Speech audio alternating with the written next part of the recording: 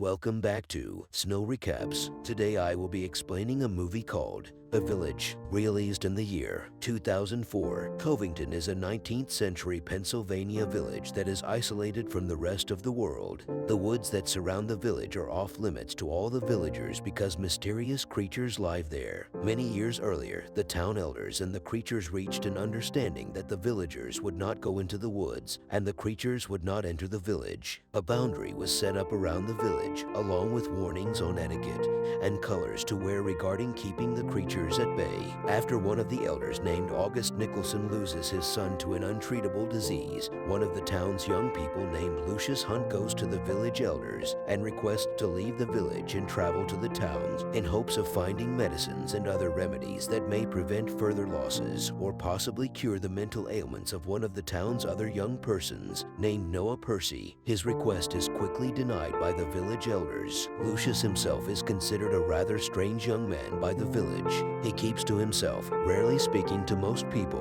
When Kitty Walker comes to Lucius in hopes he will marry her, he refuses her request. Lucius has been childhood friends with Kitty's youngest sister named Ivy. Blind since she was very young, Ivy claims that Lucius has a color around him that she can sense. One day, while in a small area near the border to the woods, Noah presents Ivy with some red berries. They do not grow in the village, and Lucius believes that Noah has traveled into the woods and has not been harmed by the creatures in it. This causes Lucius to grow more determined, and he again goes to the elders to request again to travel to the towns. Lucius believes that if the creatures allowed Noah into the woods without causing him harm, they will do the same to him. Lucius' second request is denied, and his mother Alice Hunt advises him to stay home and forget about the outside world, claiming it to be a dangerous place that took the life of his father. Upset by these proclamations, Lucius explains that he sees that his mother eyes Ivy Walker's father Edward in a certain way, even though he is married.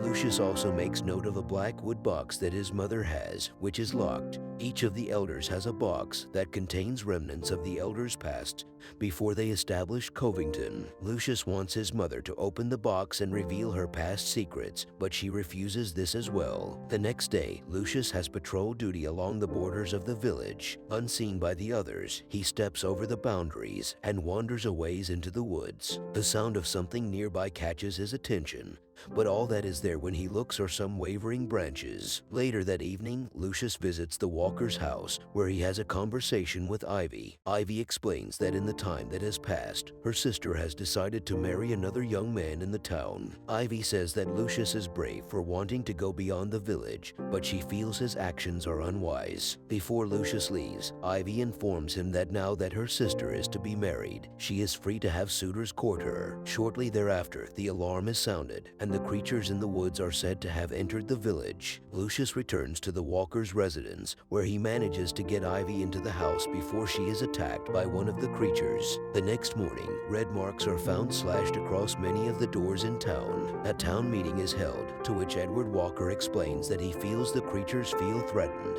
Lucius comes forward, claiming that his trespass into the woods beyond the borders was most likely what brought the creatures into the village. Lucius is ashamed at what has happened. Sometime afterward, a celebration is held for the marriage of Kitty Walker and Christoph Crane. During a lively dance, children's screams are heard, and several report that some of the creatures have returned to the village. The party is called off, as the villagers find skinned animals hung above the porches of several houses. This action on the part of the creatures causes the elders to grow concerned, and extra watch groups are put out. Lucius visits the Walker's residence in the evening, finding Ivy sitting on the porch. While talking, they finally admit their fondness for each other and tell the elders the next day of their plans to be wed. The news travels fast through the small village, and Lucius is soon visited by Noah. Noah seems distraught at this news and shocks Lucius when he stabs the young man repeatedly. Noah shortly thereafter leaves Lucius and is found with blood on his hands. When a search is made to figure what has happened, Ivy goes to tell Lucius, only to find him on the floor of his small blacksmith's shop,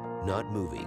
Ivy is further worried when she cannot see his color. For his actions, Noah is locked in a small house. Lucius's wounds are too severe to be treated by the methods known in the village, and it is very possible he will soon die. Ivy goes to her father, requesting to go to the towns to retrieve medicines to save the man she loves. Edward is at first unsure about this, but soon after takes Ivy aside and takes her to an old shed. Edward explains that the towns are a wicked place and that Ivy's grandfather was a wealthy man who was killed by a person in the towns. Edward opens the old shed and Ivy is frightened when she senses the creatures inside. However, Edward explains that the creatures are not real. They are merely suits created by the elders to keep the other villagers from straying beyond the borders of the town. Edward tells her about their real past, how each elder lost someone dear to them and moved to the town for a better way of life. He asks forgiveness for their lies, then gives Ivy instructions on how to reach the towns, giving her his own permission to leave Covington to save Lucius as per her request. After Ivy has left, Edward goes to Alice and explains that Ivy's quest to save Lucius is all he can give her in the wake of his secret feelings towards her. Edward then goes to the other elders and explains what he has done. While many are distraught, Edward claims that what he has done is not just meant to protect Covington's way of life, but the only compassionate action to take. He reminds them that Lucius, like their family members so long ago, was a victim of a crime and he couldn't bear to deny Ivy the chance to save a loved one. As the elders will not live forever, it is through the young people such as Ivy and Lucius that their way of life will be preserved. Ivy packs supplies, including a gold pocket watch given to her by her father as payment for medicines. Ivy is accompanied into the woods by Kitty's husband Kristoff and another young man named Fenton Coyne.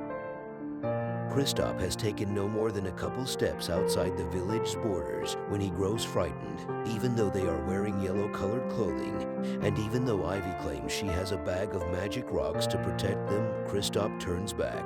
Fenton accompanies Ivy for another day. Before he too is overcome with fear, Ivy allows him to go back and continues on her own. Ivy soon comes across a large pit that almost claims her life.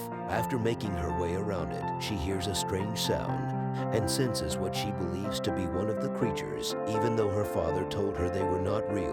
The creature charges her several times. Using her memory and remaining senses, Ivy manages to lead the creature back to the pit, where she tricks it into falling in. It turns out that the creature was actually Noah in one of the costumes. He had found the costume beneath the floorboards in the house where he was being kept, then put it on and escaped into the woods. Noah's fall badly injures him, and soon he ceases to move. Ivy continues on her way and soon comes to a large wall. Carefully, she begins to climb over. As she does, several of the village elders open their locked black boxes. Contained within are mementos of their past life. It is soon apparent that Covington only has the appearance of being in the 19th century. The actual time is the present day. The village of Covington came about as an idea by Edward Walker. After his father was murdered by a business partner, Walker joined a support group for others who had lost their loved ones to violence. Walker was a history professor at a local university and had the idea to start a small isolated village to insulate the members of the group from further harm or loss. Walker's father was very wealthy,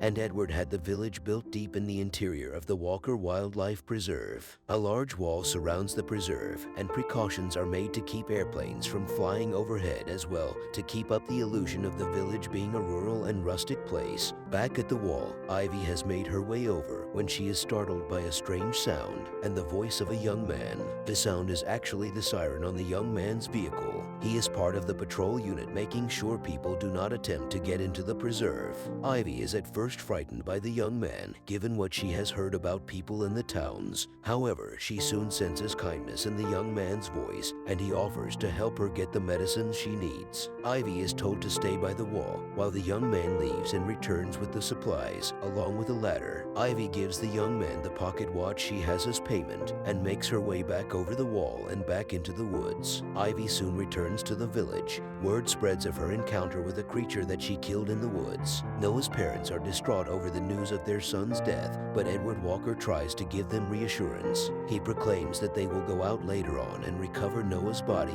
bury him, and can tell the others the creatures killed him. He poses the question of whether they wish to continue their lives in the town, and in silence, they stand and try to garner strength. Soon after, Ivy returns to the Hunt's residence with the medicines and sits down next to Lucius, taking his hand with a determined look on her face and telling him she's returned.